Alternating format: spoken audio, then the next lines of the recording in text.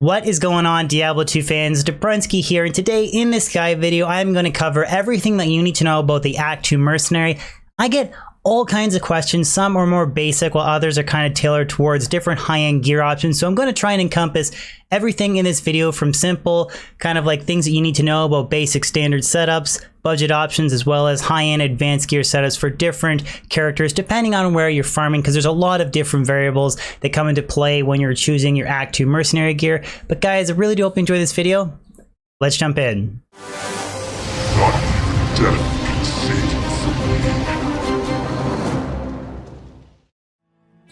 Alright guys, so the first thing that I wanted to cover in this video is the basics in regards to Act 2 Mercenaries. So a lot of this information is going to be repeat for you veteran Diablo 2 players, but I get asked these types of questions all the time during my live streams and my videos, so I wanted to make sure I encompass them in this guide video. So starting off, what types of weapons can an Act 2 Mercenary use? They can either equip spears or polearms. Now the reason why they are the most commonly chosen mercenary in Diablo 2, besides the auras that they can get, which we will cover in a little bit, is the most powerful rune words or unique weapons in the game are either polearm. Well, actually, they're really only polearms. There is the exception of Breath of the Dying for spear. Again, we'll touch on that more when we go into different gear setups for Act 2 Mercenaries, but the most powerful polearm rune words like Insight, Infinity, or in terms of unique weapons like Ethereal Reaper's Tool for the Decrepify proc, they are all polearm based weapons or rune words which your Act 2 Mercenary can equip, and it just makes them so much more powerful than the different mercenary counterparts like Act 1 Rogues or Act 5 Mercenaries. And then on top of that, like I said, they have the different types of support auras based on the difficulty that you hire them in that really do help make your character and your mercenary a lot stronger. Additionally, in regards to weapons, there's some basics that I wanted to talk about in regards to the weapon range, as well as what is the base base to use on your mercenary. Now, I do actually have a previously made video on my YouTube channel. The link for it is in the description below if you guys want to reference it. It is a video about the best base to use for the rumored Infinity for your Act 2 Mercenary, because Infinity is a super expensive rune word, so you definitely want to make sure that you're hunting down the best base possible. But in regards to other rune words like Obedience or Insight or even Breath of the Dying, it's gonna really depend on a lot of different factors, like other gear selection is going to influence the breakpoints and whatnot. But as a rule of thumb, an ethereal weapon base is really going to be better than the non-eth counterpart version, and that is because ethereal weapons have a 50% enhanced damage bonus than their non-eth counterparts, and your mercenary never uses up durability. So like a good temporary base for like a rune word Insight, for example, a very cheap rune word, any non-eth base will be really good. But if you're going to be making more expensive rune words like Breath of the Dying or Infinity, you definitely want to use an ethereal base. The breakpoints of your mercenary are also very important, and again, it's going to depend on the different setup that you're using. In regards to increased attack speed breakpoints, it's really hard for me to tell you all of the different specific breakpoints because it's going to depend on other factors like whether or not you have increased attack speed on your helmet or your body armor, etc. So something like Treachery and Endarials versus not having any type of IAS on your body armor or helmet will have a huge impact on the different increased attack speed breakpoints that your mercenary has. So I've left a link in the description below for an awesome website. It's the D2 IAS calculator. So you basically just plug in Act 2 Mercenary, plug in the base of the rumor that you're using, and any additional increased attack speed coming from your helmet or your weapon, and then you just hit that calculate button, and then you'll get all of your IAS breakpoints. So definitely make sure you guys take advantage of that very powerful tool. There are, however, static faster hit recovery breakpoints for the Act 2 Mercenary specifically. Now, myself, I wouldn't worry too much about faster hit recovery. You can reach certain breakpoints depending on what gear you're using. So, for example, G-Face and Treachery stacked together, you do get a decent amount of fast rate recovery with that setup. But then there's other very effective mercenary setups like Endarial's Visage and Fortitude that have 0 FHR. So, and they do completely fine. They're probably the most commonly used setup, like Endarial's, Fortitude, and Infinity. That mercenary is used all the time and it has 0 FHR, so I would not worry about it. As long as you have a source of life leech and you're going with an all-out offensive attack, faster hit recovery shouldn't be too much of an issue. Next up is the most commonly asked question in regards to Act 2 mercenaries, or really mercenaries in general. I get asked this all the time, and I'm giving you the concrete set answer now, guys. Does your mercenary's magic find stack with your total percent magic find? And the answer is yes, and only if the mercenary gets the kill shot and kills the enemy. So there is specific scenarios where it might be beneficial to stack additional percent magic find on your mercenary and try and get him having the final kill shot. And the two concrete examples of different characters where that would be beneficial be the Pit Seeker and the Pit Singer. Those are both different players one magic finding character builds where you could argue that it's worth it to stack additional percent magic find so that if your mercenary does get the kill shot, you're going to stack extra MF. But in general, I really don't think it's worth it. So another example scenario, so say you're running Bale with 400% magic find and you can kill Bale in 30 seconds with your Lightning Sorceress.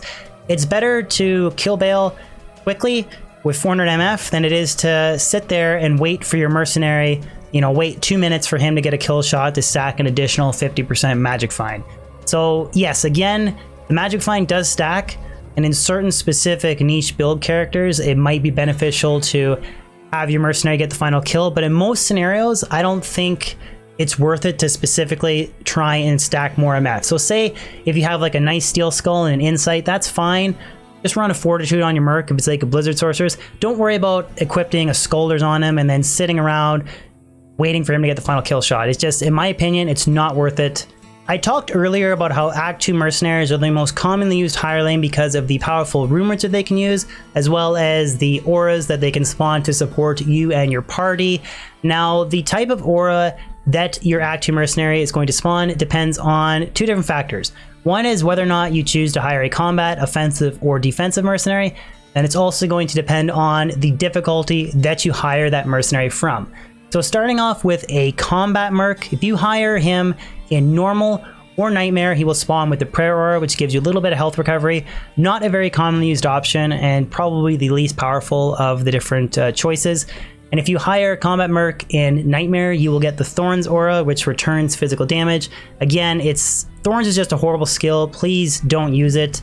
I've seen a build video of a budget summoning necro that was using Thorns from an Act 1 mercenary. The rogue was equipped with the bow rune word that gives you Thorns. It's just a horrible idea, guys. Please don't do it. Next up is the defensive mercenary. So if you hire this merc in normal or hell, he will spawn with the Defiance aura, which drastically boosts your defense. I've talked to a couple of hardcore players in my Discord that have used this option in combination with like Storm Shield. So you have max block, 50 DR, and then a huge defense bonus from the Defiance aura. I've actually never used it, but I guess it's a somewhat viable option. Better than any Thorns setup, that's for sure. And if you hire a defensive mercenary in Nightmare, you'll get the Holy Freeze aura, which drastically slows down monsters. It's actually commonly used on the Hammerden, and it's actually my favorite mercenary to use on the Sorceress, because the Sorceress is kind of squishy, and it's just nice to slow down enemy monsters with the Holy Freeze Merc. And the last mercenary is the offensive one.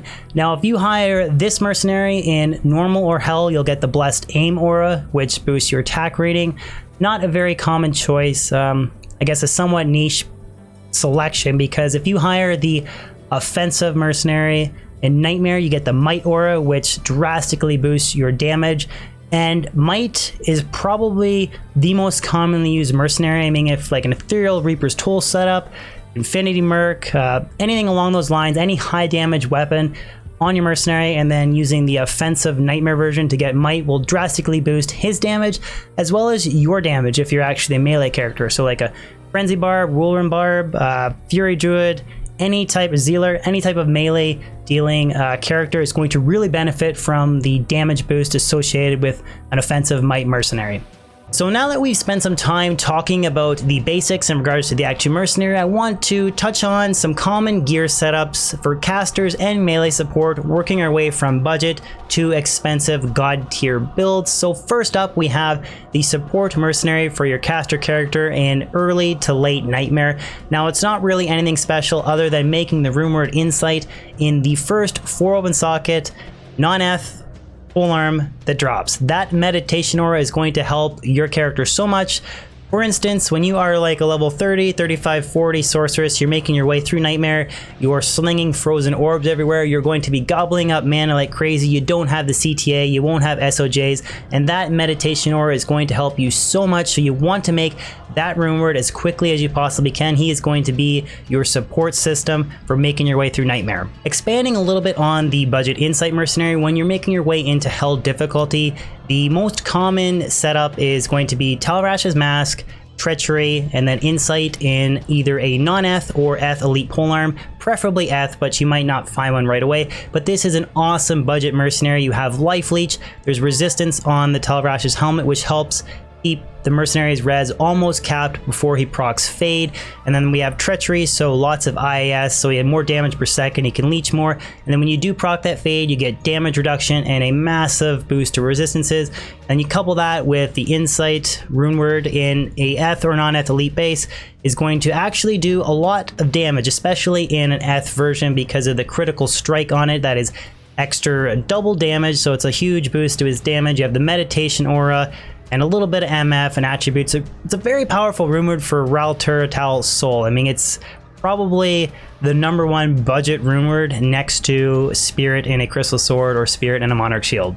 The next mercenary build that I want to cover is the budget melee support build. Now, I've actually made a video on my channel. The link for it is in the description if you want to check it out. I go into more detail about that setup and actually show off the mercenary in action, him doing all of the killing himself. But it's a very budget setup and very effective, and it is the combination of G-Face with a Shale Rune, Treachery body armor, and then a non-Eth Reaper's Toll with a Shale Rune in it. This combination helps you hit a very high increased attack speed breakpoint.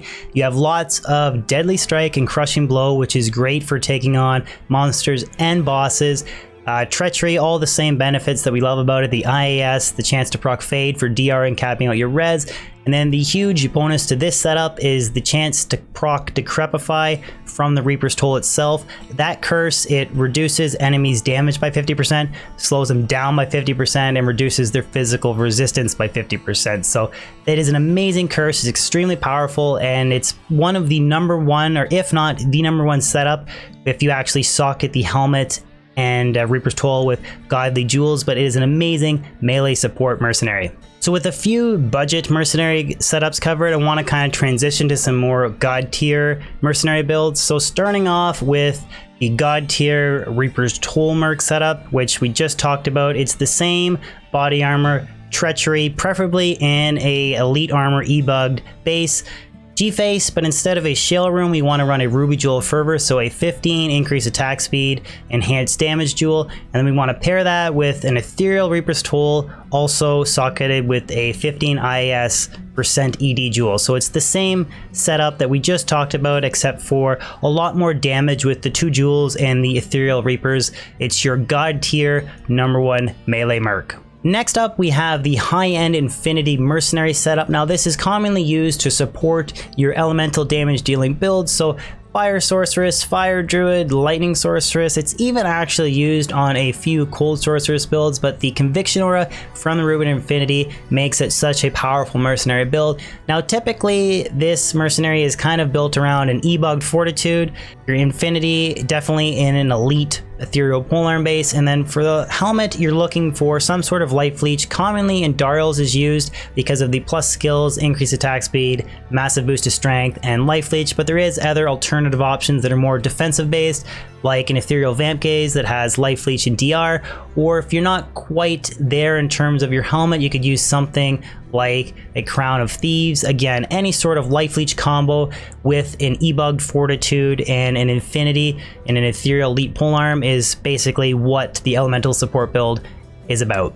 Now, obviously, this really only scratches the surface on potential different Merc setups. There are definitely a lot of different niche builds as well. I'm just going to cover 2 of them that come to the top of my head. If you guys think that I missed anything, feel free to let me know in the comment section below. But in terms of niche Act 2 mercenary builds, the 2 ones that I could think of is your Travancore running support mercenary. So he is typically using something along the lines of like Infinity to break Torque's cold immunity, and then a Rald Kira's Guardian and a Rald Guardian Angel for massive fire resistance. Or if you're farming Trab with a melee focused character, you'll just switch out the Infinity for a Reaper's Toll for the Decrep proc. But that build is typically used because it's the only one that can really survive the bugged Hydra damage from Travancore effectively. And the other typical kind of niche setup is using some sort of Act 2 Mercenary with the Helmet Delirium for that Confuse proc. It's probably most frequently used from a Neelathak. When you have that Confuse proc goes off, all the snakes, they start attacking each other, and then you don't get hit with that bugged snake damage. It's actually a really nice form of crowd control. I mean, there's definitely probably more options, but those are the two that come to mind right away. Well guys, there you have it. That covers everything that I wanted to talk about in regards to the Act 2 Mercenary in Diablo 2. Hope you guys enjoyed it and maybe learned something potentially new. And if this is kind of a hit series, I can always do the Act 1, 3, and 5 Mercenaries. Although they're not quite as popular in terms of gear setup, the Act 2 Mercenary is really by far the most popular in vanilla Diablo 2. But guys, as always, if you could throw a like on this video, share it, and even consider subscribing if you're new to my Diablo 2 channel. Post new weekly content and stream on a consistent basis, so there's always new stuff to look forward to, and your support with a subscription would mean a lot. Other than that guys, I'll see you on my next Diablo 2 stream or video. Peace out.